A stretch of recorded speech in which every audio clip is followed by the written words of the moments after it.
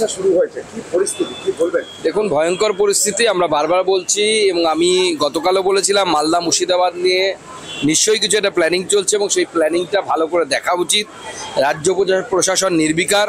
গতকাল হাইকোর্টে যে রিপোর্ট পেশ হয়েছে সেই রিপোর্টে যা দেখা যাচ্ছে পরিষ্কার প্ল্যানিং করে উদ্দেশ্য প্রণোদিত টার্গেটেড এটা মব লিঞ্চিং বলা যায় বা হিংসা বলা যায়, হিন্দুদের বিরুদ্ধে হয়েছে। এটাকে দাঙ্গা বলা আমার তো মনে হয় উচিত না।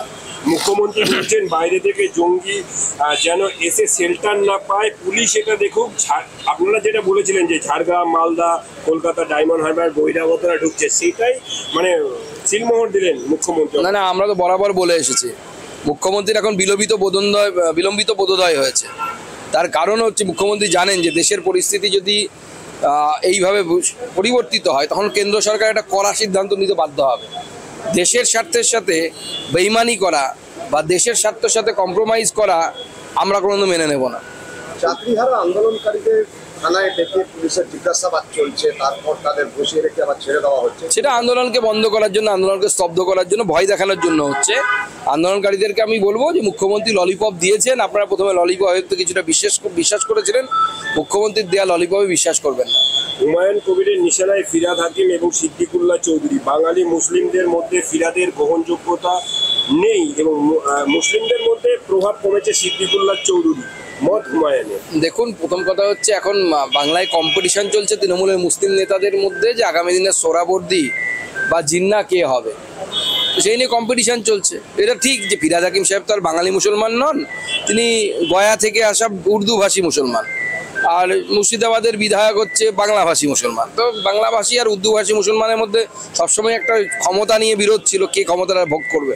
নকশাল দমন করছে ভারত সরকার, কি বলবেন পুরো ব্যাপারটা নিয়ে? না, এটা বিরাট বড় সাফল্য। আপনারা জানেন মাননীয় প্রধানমন্ত্রীও মানে আমাদের ফোর্সের জন্য, আমাদের সেনাবাহিনী যারা যুক্ত ছিল তাতে সেই আধা সামরিক বাহিনী, তাদের প্রতি অভিনন্দন জানিয়েছে তাদেরকে। কারণ তাদের যে ন্যাশনাল লেভেলের জেনারেল সেক্রেটারি, সে তাকে আমাদের সেনাবাহিনী খতম করেছে, আমাদের বাহিনী খতম করেছে। এটা বিরাট বড় সাফল্য একটা।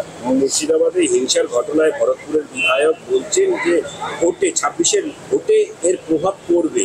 দেখুন, পড়বে তো অবশ্যই, কারণ আমি গতকালই বলেছি যে রিপোর্টটা উচ্চ আদালতের কমিটি দিয়েছে, এই রিপোর্টটা হচ্ছে বাংলায় বলে কুষ্টি। আমরা জন্মানোর সময় আগে কুষ্টি করা হতো, হিন্দিতে বলে হচ্ছে জনমকুণ্ডলী।